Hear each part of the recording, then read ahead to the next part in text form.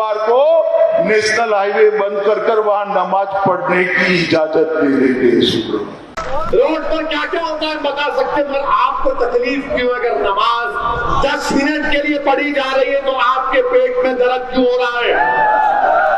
और अगर भारत में जुमे के दिन अगर किसी मुसलमान को नुकसान होगा अमित शाह, तो आप जिम्मेदार होंगे।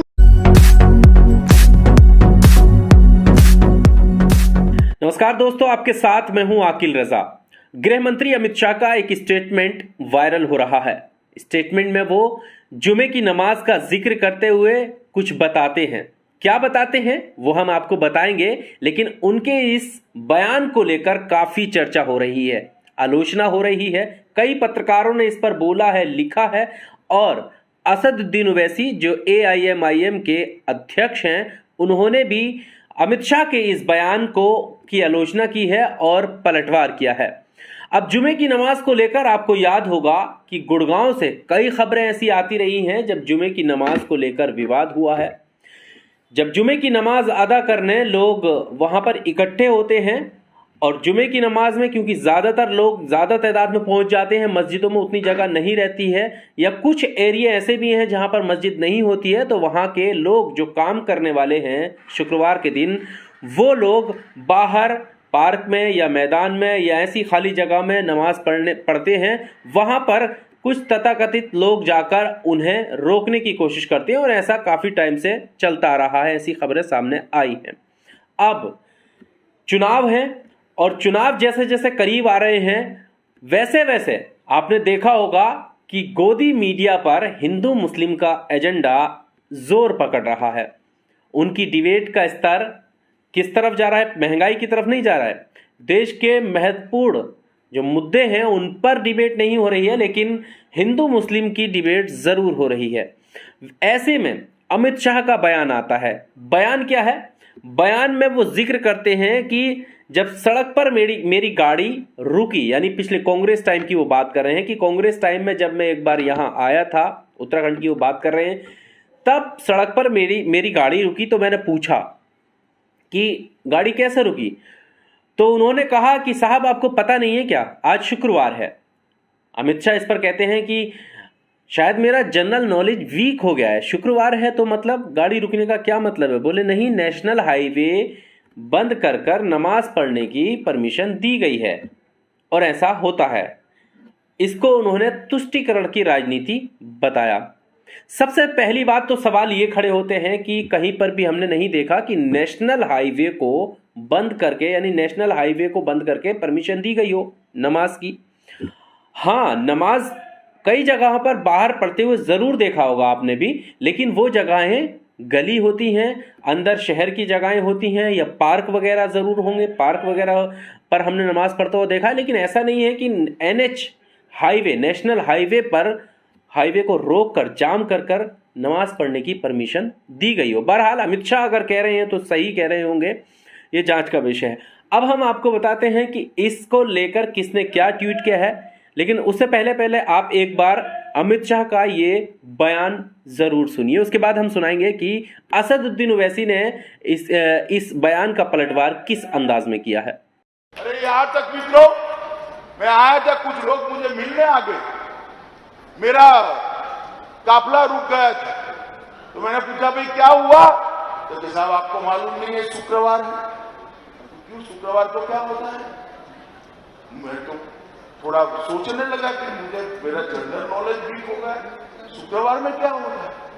तो उसने कहा शुक्रवार को नेशनल हाईवे बंद कर वहां नमाज पढ़ने की इजाजत दे देंगे। शुक्रवार को छुट्टी देने की भी हिमाकत करने की सोची थी इन्होंने। मित्रों, ये तुष्टीकरण और एपीसमेंट करने वाले कभी भी देवभूमि का काम नहीं। अमित शाह के इस बयान का जवाब देते हुए अपनी तकरीर में असदुद्दीन ओवैसी ने भी जुमे की नमाज का जिक्र किया। उन्होंने पलटवार किया। अमित शाह से कहा कि आपको जुमे की नमाज से इतनी दिक्कत क्यों है, और जवाब में क्या कुछ उन्होंने कहा है, असदुद्दीन ओवैसी का भी आप ये स्टेटमेंट सुन लीजिए। देश का होम मिनिस्टर है, वजीर दाखिला है, उत्तराखंड में जाकर अमित शाह अनार शनार तकते और कहते हैं कि मुसलमान रोड पर जुम्मे की नमाज पढ़ते हैं, रोड पर पढ़ते हैं और ट्रैफिक को रोक देते हैं। अमित शाह साहब, अगर हम जबान खोलेंगे ना तो बहुत सी बातें बता सकते हैं आपको रोड पर क्या क्या होता है, रोड पर क्या क्या होता है बता सकते हैं। मगर आपको तकलीफ क्यों? अगर नमाज 10 मिनट के लिए पढ़ी जा रही है तो आपके पेट में दर्द क्यों हो रहा है?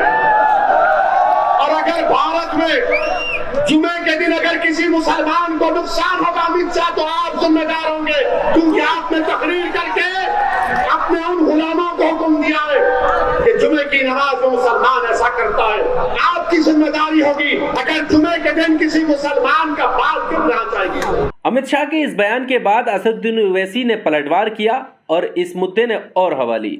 लेकिन बहुत सारे लोगों का यह मानना है कि खुद गृह मंत्री किसी मंच पर खड़े होकर इस तरह का भाषण देता है जिससे पता है कि सांप्रदायिक माहौल बिगड़ सकता है। पहले भी इस तरह की खबरें आज आती रही हैं, लेकिन ऐसे में अमित शाह ये बयान देते हैं, इससे क्या समझा जाए? जिसके हाथों में सिस्टम चलाना है, जिसके हाथों में कानून की पूरी जिम्मेदारी दे रखी है, अगर वही इस तरह के बयान देने लगे तो जो हमारा सिस्टम है वो किस तरफ जाएगा, कैसे संभाला जाएगा इस देश को? इस तरह के कमेंट्स जो है लोग कर रहे हैं। अब मैं आपको बताता हूं, क्योंकि इस मामले को लेकर कुछ पत्रकारों ने भी लिखा है, जिसमें आरफा खानम शेरवानी है। आरफा खानम शेरवानी का ट्वीट आपकी स्क्रीन पर यह रहा, जिसमें वो लिख रही हैं, शर्त लगा रही हूं बिना मुसलमानों का नाम लिए भाजपा सिर्फ एक चुनाव जीत कर दिखाए। आरफा खानम शेरवानी ने ये ट्वीट किया और ये बताने की कोशिश की कि जब भी चुनाव आते हैं भाजपा जो है मुसलमान गाने लगती है, बिना मुसलमानों का नाम लिए ये चुनाव नहीं जीत सकते। इसके अलावा एक ट्वीट और इन्होंने किया, यह आपकी स्क्रीन पर रहा, जिसमें वो लिख रही हैं कि गृह मंत्री का जनरल नॉलेज वाकई वीक है। कभी संविधान पढ़ेंगे तो पता लगेगा कि भारत के सभी नागरिकों को अपने धर्म को मानने की पूर्ण स्वतंत्रता है।